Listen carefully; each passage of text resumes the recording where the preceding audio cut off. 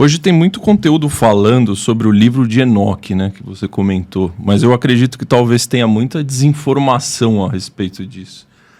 O que o livro de Enoque, qual que era a mensagem principal? Enoque não escreveu um livro, foram 366. 376. 366. 366. Na verdade, seu filho Matusalém é que os produziu, porque Enoque fez parte da geração de patriarcas de uma história que começou com Adão. Adão, Sete, Enos, Cainã, Malalahel, Jared, Enoque, Matusalém, Lameque, Noé, blá, blá, blá, blá, blá, isso vai até Jesus. Enoque foi o sétimo patriarca. Só que Enoque foi um cara que, quando tinha 75 anos, 2 anjos chegaram para ele e disseram: ó, você vai ter que ir com a gente. Para onde? Você vai ser levado ao 10º céu, é assim que ele chamava, onde o nosso Senhor está. E Enoque reuniu a família e disse: ó, estou indo embora, estou sendo levado. E foi embora e todo mundo viu. E a Bíblia diz: Enoque então andou durante 300 anos com Deus.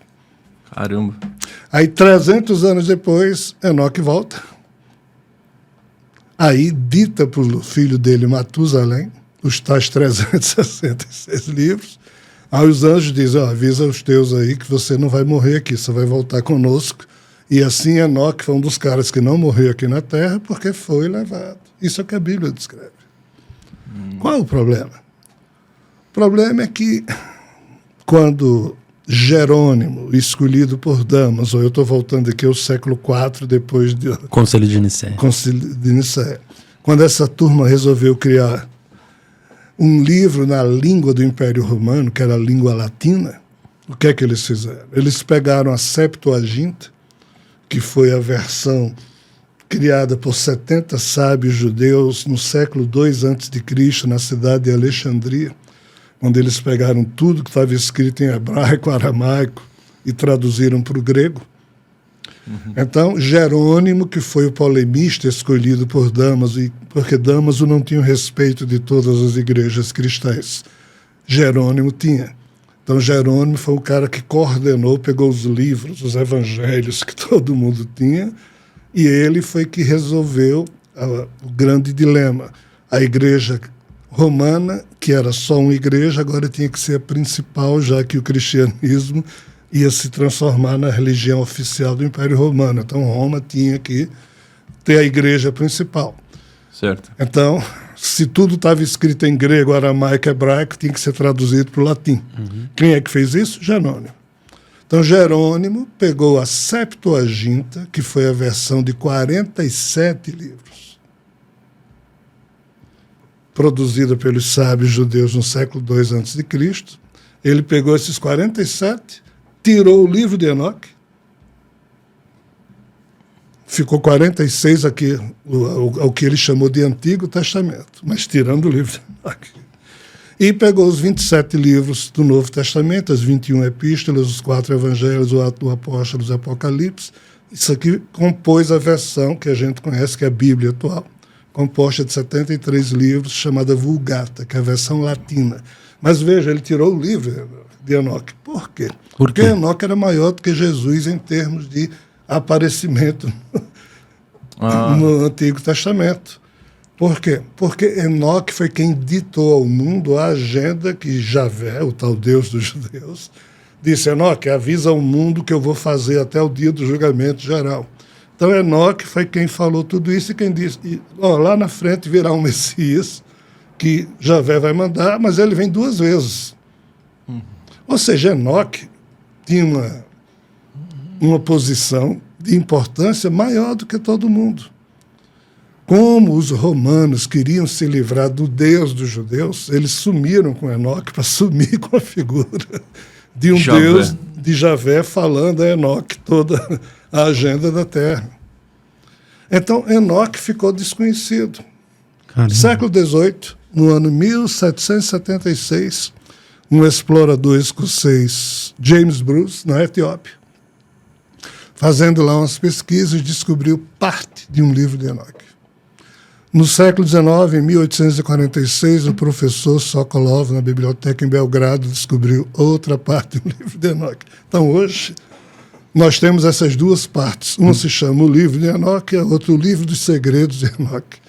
E é só o que se tem de Enoque, e o resto sumiu. Dos 366 livros. Ainda assim, isto aqui compõe uma fonte de informação fidedigna e formidável, mas que a Igreja Católica morre de medo.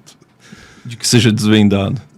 Espalhado. Exato, Espalhado. porque termina revelando uns desencontros quando, digamos, o anjo Miguel conversa com Enoque e outros anjos, dizendo, mas esse nosso Deus, ele diz que vai sair aqui dessa morada, mas ele nunca sai, ele fica mandando o Messias.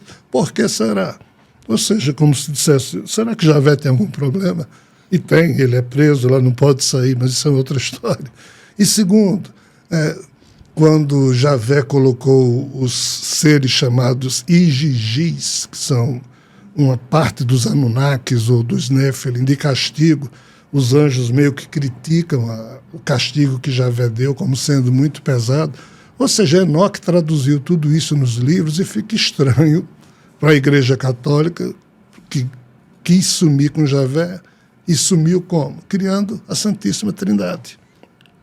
O Concílio de Nicéia, em 325 d.C., quando eles criaram o mito da Santíssima Trindade, foi para, primeiro, sumir com o Deus dos judeus, porque o Deus da Santíssima Trindade não é o Deus do Antigo Testamento. Olha a loucura. Como Jesus tinha sido um bandido crucificado, um judeu, mas agora o cara ia ser o herói da religião do Império Romano, aí eles fizeram a história bonitinha de Pôncio Pilatos. Na tradução para o latim, Pôncio Pilatos lavou as mãos, porque Roma não teve nada a ver com o sangue do justo Jesus. Mas ainda assim eles não queriam Jesus judeu, eles queriam Jesus superstar. Então escolheram a feição que Paulo criou e transformaram Jesus em Salvador, mas elevaram Jesus a que condição? A de ser igual a Deus. Então sumiram com o ser humano Jesus para sumir com a nacionalidade judaica.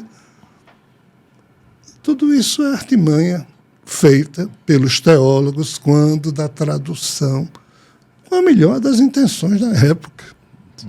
Nenhuma dessas figuras aqui agiu por maldade, agiu com a melhor intenção. Com a melhor intenção possível em cada época. A gente não pode julgar essas pessoas. Mas não pode ignorá-los. Mas também não pode ignorar, senão vira transtorno cognitivo, criando transtorno psíquico. E qual é o principal transtorno psíquico que o catolicismo ou o cristianismo fez com a humanidade? O niilismo, que Nietzsche, em seus livros, apontou. Não, Deus resolve tudo. A vida terrena não vale nada, ninguém precisa fazer. Isso aqui é um vale de lágrimas, bababá, bababá. No céu seremos recompensados. Aí fica todo mundo nessa. Todo mundo se corrompendo, todo mundo sendo ingênuo, infantil, os problemas se avolumando. Não, mas Deus resolve, Deus está no leme. E aí?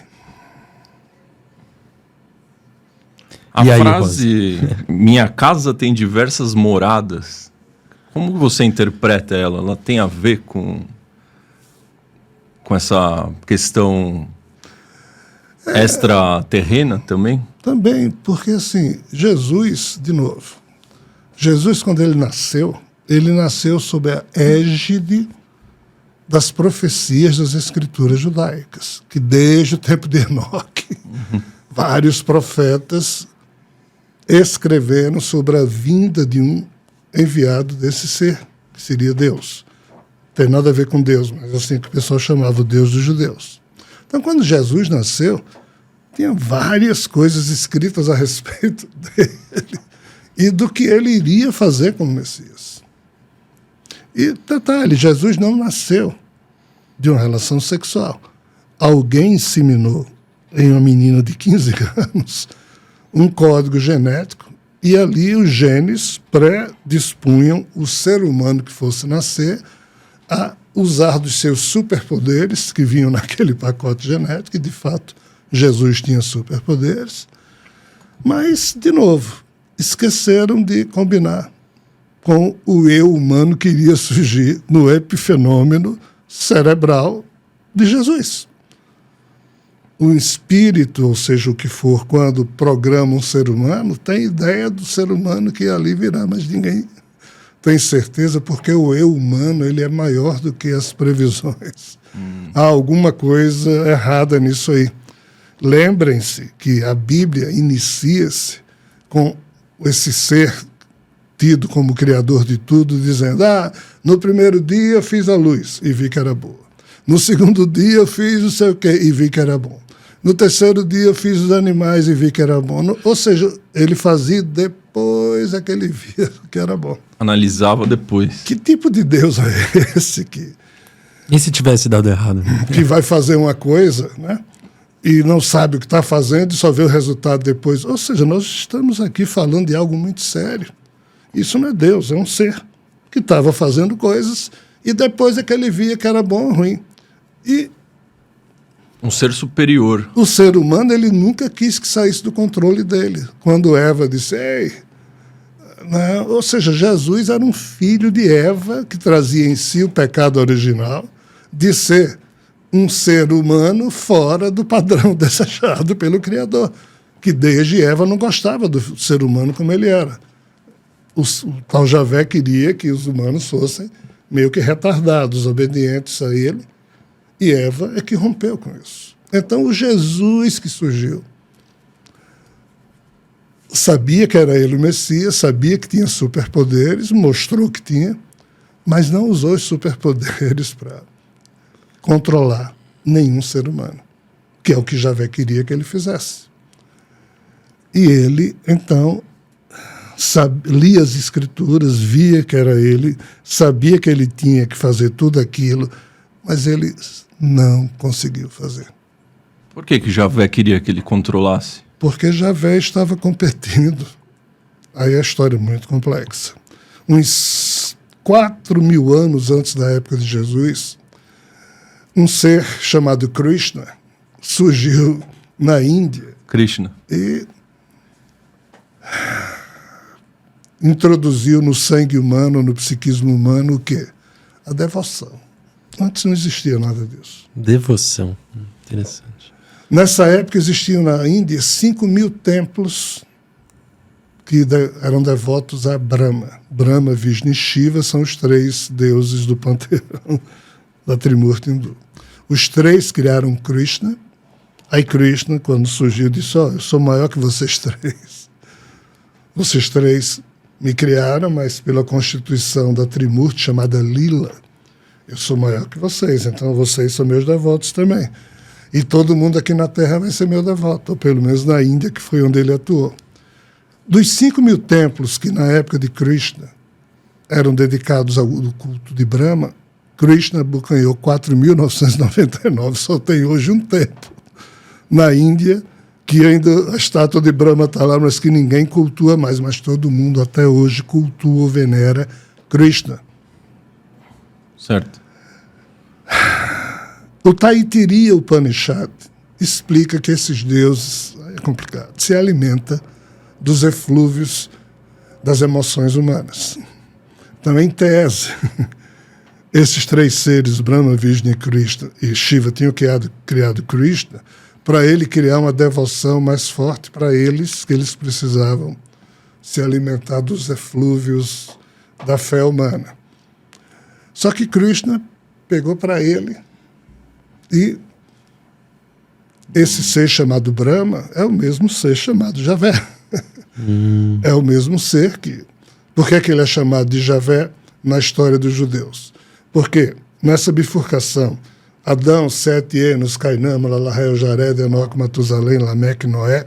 Quando chega em Noé, Noé tem 3 filhos, tem um dilúvio. Um dos filhos de Noé, Cã, é amaldiçoado, mas os outros 2, Shem e Jafé, têm descendência. A descendência de Shem, que era o primogênito, que é Salé, Arfaxad, blá, blá, blá, Eber, Faleg, filho de Eber, diz para o pai, eu não vou mais honrar Javé. Aí Javé fica pé da vida com o filho de Eber, larga a descendência de Shem e busca a descendência de Jafé, que era o outro filho de Noé, e ele aparece a Gomer, que é neto de Noé também, filho de Jafé, Só que Gomer foi o pai dos arianos. Shem foi o pai dos semíticos. Gomer, pai dos arianos. Quando ele se apresenta aos arianos, o nome dele passa a ser Brahma. Os arianos depois migraram lá para a Índia, se encontraram com os dravidianos, e por isso hoje a mitologia ariana tornou-se hindu, e esse ser é chamado lá de Brahma, mas é o mesmo ser chamado de Javé. É o mesmo. Então Krishna, quando tomou a devoção para ele, Brahma, o Javé, ficou pé da vida, e sob a ótica desse contexto, ele produziu o Messias para disputar a veneração com Krishna. Então, a função de Jesus, que estava descrito nas escrituras judaicas, era o super Messias, iria usar os seus superpoderes, iria libertar os judeus do jugo da invasão romana, iria criar um super exército de judeus e dominar a terra, e assim os terráqueos iriam ser devotos de Javé. Por consequência. De Krishna, que havia roubado a devoção dele, quando ele era Brahma. Entender esse quebra-cabeças, ninguém na Terra entende, cara. Caramba. Na revelação cósmica, a gente está tentando explicar isso. Isso é sobejamente conhecido na espiritualidade. E qualquer roda de fofoca espiritual, qualquer roda de fofoca geopolítica para além do isolamento da Terra, a turma sabe disso. E aqui na Terra, ninguém fala disso. A gente está falando meio que pela primeira vez na revelação cósmica, mas é pancada de tudo que é lado. Porque você termina falando de uma forma adulta, frente aos fatos. Franca, adulta. Só que isso agride o sentimento infantil da fé e da devoção das pessoas, sejam os seguidores de Krishna, sejam os seguidores de Jesus. Ou seja, aí você termina desagradando a todo mundo. É possível dizer então que Jesus ele é filho de Javé? Ou ele é uma reencarnação de Javé, ou nenhum dos dois? É mais complicado. Porque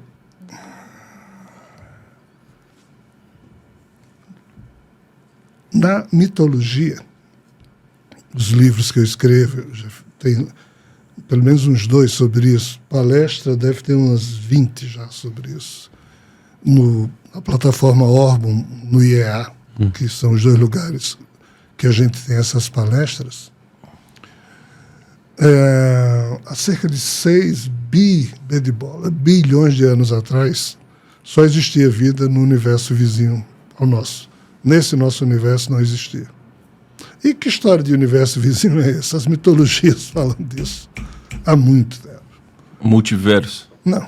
As mitologias falam de que houve lá atrás um ovo cósmico que quando quebrou surgiram 2 universos e um criador caindo em um deles. Isso não é multiverso. São só 2 universos, um de matéria e um de antimatéria. Mitologia chinesa diz que não existia nada, surgiu um ovo, quem pôs esse ovo caiu dentro do ovo, quando o ovo quebrou surgiu o Yin, o Yang, e Panku, o criador, caído do Yang. Mitologia ariana hindu. Não existia nada, alguém colocou um ovo, anda, aí esse anda, quando explodiu, surgiram 2 locas, ou 2 universos. O Buloka, que é o nosso, e o universo vizinho chamado Brahma Loka, porque Brahma, que é o criador, caiu lá. Ou seja, essa história de que 2 universos paralelos, gêmeos, não porque um seja igual ao outro, mas porque nasceram na mesma hora. Isso é mitologicamente informado desde há 30 mil anos atrás.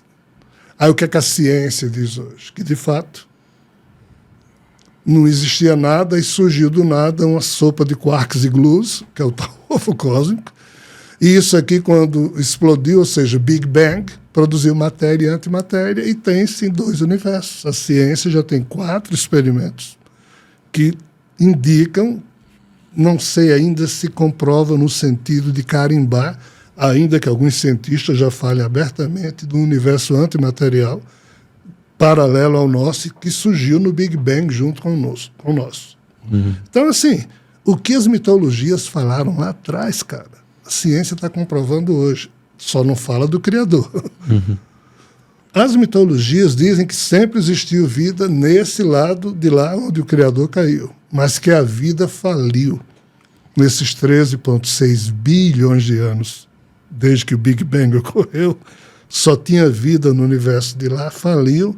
No momento em que faliu, eles mandaram códigos podres para o nosso universo, mas criaram um suzerano para tomar conta deste universo, mas representando o poder que estava instaurado no universo vizinho, que é o tal poder da Trimurti. Então, esse ser aqui, chamado na linguagem hebraica de Roquimá, quando Javé decide mandar um avatar dele para a Terra, para competir com Krishna, ele fala para este aqui, que já era um representante deles aqui. Diz, produz um humano. Só que esse ser aqui, quando ele foi criado, não existia sexualidade na evolução biológica ainda. Esse ser, ele é assexuado. O nosso cérebro é bilatério, tem 2 hemisférios, o dele é radiata.